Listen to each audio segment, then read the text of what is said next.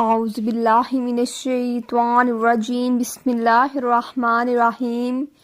شروع اللہ کے نام سے جو بڑا رحم کرنے والا ہے۔ تمام تعریفیں اللہ کے لیے ہیں، وہ نیک لوگوں کا ولی ہے۔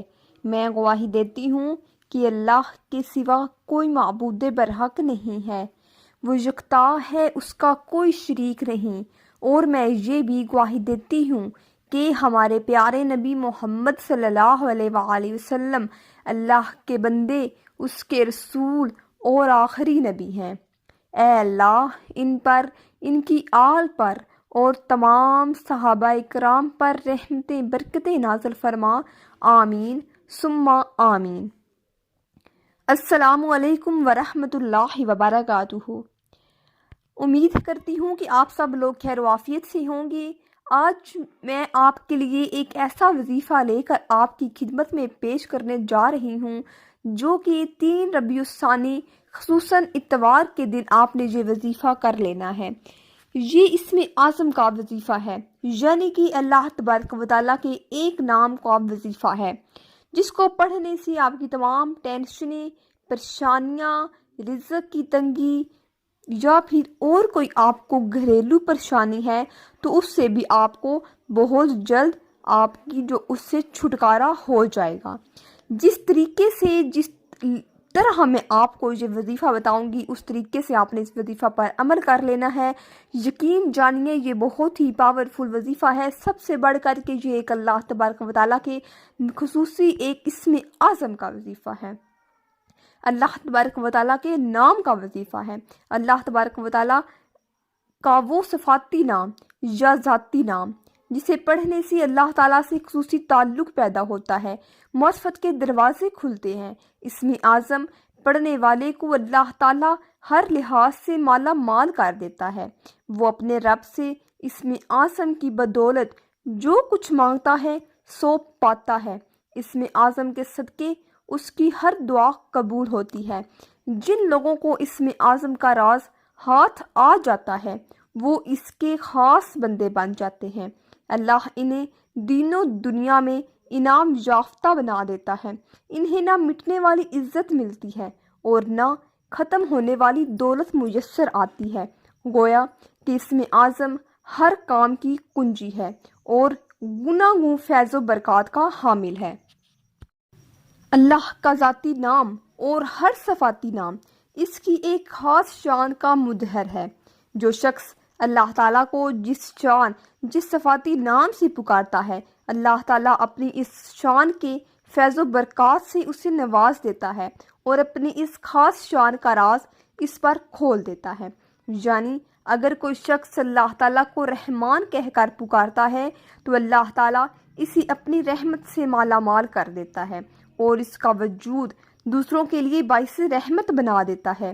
لہٰذا معلوم ہوا کہ جس نام سے ہم اسے پکاریں گے اسی سے اللہ تعالیٰ کی قربت حاصل ہو جائے گی، اور یہی قربت جس لفظ سے میسر آتی ہے وہ اسم اعظم ہوتا ہے۔ لہٰذا اسم اعظم تلاش کرنے کا ایک عام اصول پیش کرتی ہوں، یعنی کہ جس آیت یا لفظ میں اللہ تعالیٰ کی شان معبودیت کو بیان کیا جاتا ہے وہ آیت، وہ اسم اعظم ہوتی ہے۔ مثلاً اللہ تعالیٰ معبود ہے، ہم اسی کی ہی عبادت کرتے ہیں، اس لیے لفظ اللہ یا پھر ایک ایسی آیت جس میں یہ لفظ ہو کہ اللہ ہمارا معبود ہے وہ اسم اعظم ہے۔ لہٰذا لفظ اللہ اور لا الہ الا اللہ اسم اعظم ہے۔ ایسے ہی اللہ اپنی مخلوق پر ہر وقت رحم کرتا ہے، لہٰذا لفظ رحمان اور رحیم یا پھر ایسی آیت جس سے رحمت باری کا مفہوم ظاہر ہو وہ اسم اعظم ہوگا۔ اسی طرح ہمیشہ اللہ سے قائم دائم اور زندہ ہے۔ اللہ جو شخص اسے حی القیوم کہہ کر پکارتا ہے تو اسے ہمیشہ کے لیے قائم دائم کر دیتا ہے۔ لہٰذا یہ لفظ اور یہ ایسی آیت جس سے قائم اور ہمیشہ زندہ رہنے والے کا مفہوم نکلے وہ اسم اعظم ہوگا۔ اسی طرح اس کی ایک اور خاص شان یہ بھی ہے کہ ہر چیز کا خزانہ اسی کے پاس ہے، یعنی اسے کسی چیز کی ضرورت نہیں، چنانچہ وہ ہر لحاظ سے بے نیاز اور مالا مال ہے۔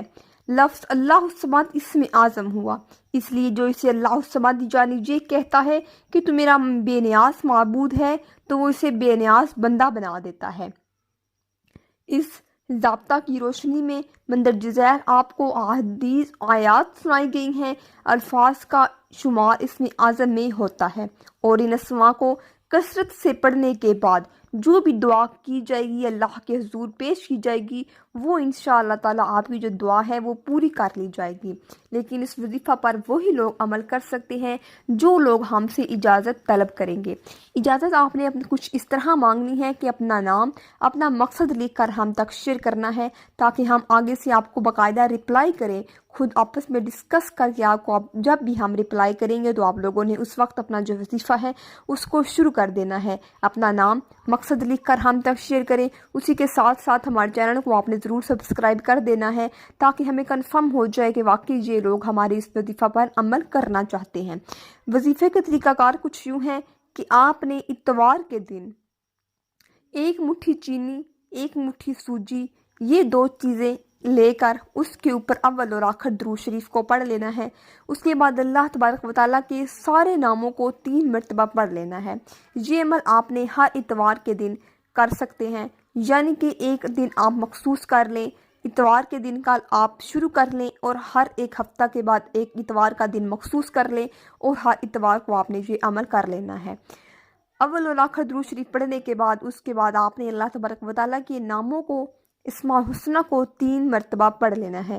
پھر اس چینی کے اوپر اور سوجی کے اوپر اپنا دایاں ہاتھ رکھ کے جو آپ کی حاجت ہے، جو آپ کی خواہش ہے، اس کو ذہن میں طلب کریں، تو اپنے خواہشات جو ہیں اللہ کے سپرد کریں، اللہ کے حوالے کریں، یا رب العالمین میری اس دعا کو قبول فرما، تو انشاءاللہ تعالیٰ آپ کی جو دعا ہے وہ ضرور قبول ہو جائے گی۔ اس چینی اور سوجی کو آپ نے عمل کرنے کے بعد کیڑیاں جہاں پہ ہوتی ہیں، جہاں پر کیڑے مکوڑے ہوتے ہیں، ان جگہ پر آپ نے اس چینی اور سوجی کو پھینک دینا ہے۔ تو یہ چھوٹا سا کام آپ نے کر لینا ہے، جس مقصد کے لیے کریں گے اس میں آپ کو ضرور کامیابی اور کامرانی حاصل ہوگی۔ امید کرتی ہوں کہ آپ کو یہ آج کا وظیفہ پسند آیا ہوگا۔ ملتی ہوں نئی نیکسٹ ویڈیو میں، مجھے دیجیے اجازت۔ السلام علیکم ورحمۃ اللہ وبرکاتہ۔